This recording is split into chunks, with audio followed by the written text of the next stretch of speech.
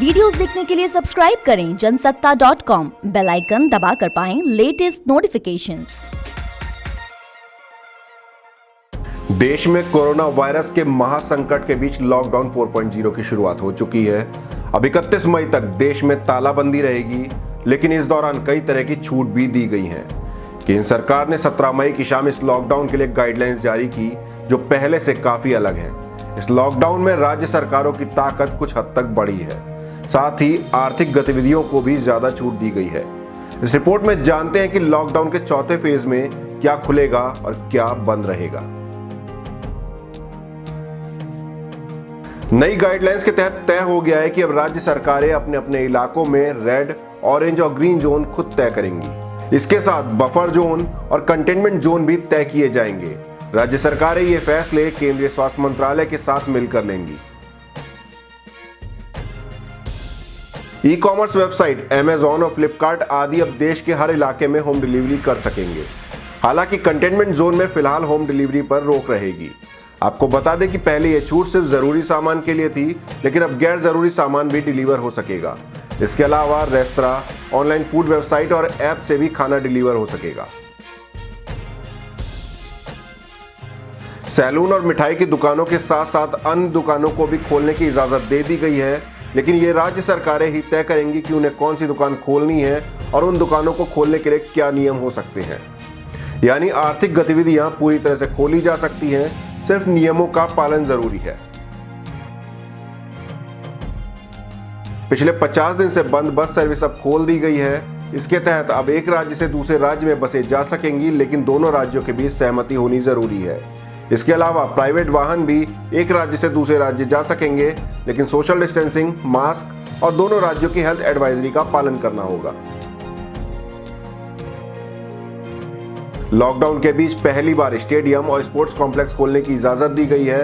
हालांकि यहां सिर्फ खिलाड़ी जा पाएंगे, अभी दर्शकों को एंट्री नहीं दी जाएगी। इसके साथ ही ये चर्चा भी शुरू हो गई है कि क्या IPL हो पाएगा। हालांकि इस बारे में स्पष्ट जानकारी नहीं मिली है।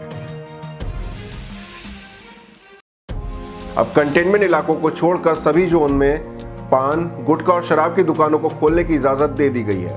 हालांकि सड़क पर थूकना या गंदगी फैलाना पूरी तरह से प्रतिबंधित है। ऐसा करने पर जुर्माना लग सकता है। लॉकडाउन में आर्थिक गतिविधि को बढ़ावा देने के लिए सभी तरह के ट्रकों को मंजूरी दे दी गई है।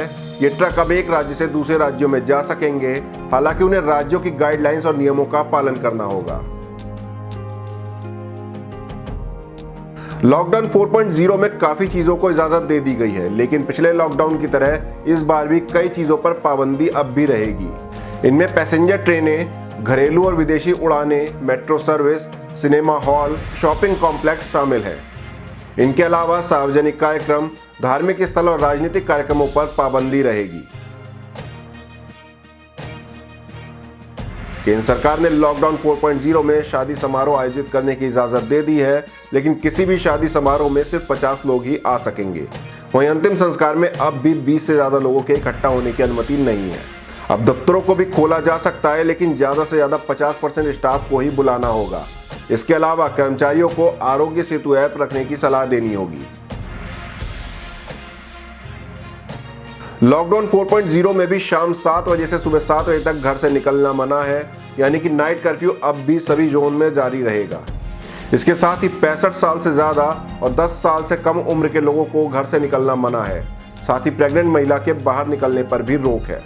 इस रिपोर्ट में हमने आपको बताया कि लॉकडाउन 4.0 में क्या खुलेगा और क्या नहीं, आपको क्या छूट मिली है और क्या नहीं। आपको हमारी ये रिपोर्ट कैसी लगी, कमेंट बॉक्स में जरूर बताएं। इसके बाद भी लॉकडाउन 4.0 को लेकर आपके मन में कोई सवाल है तो जरूर पूछें। हम आपको उसकी जानकारी कमेंट बॉक्स में देंगे। देश दुनिया की और भी खबरों से रूबरू होने के लिए बने रहिए जनसत्ता के साथ।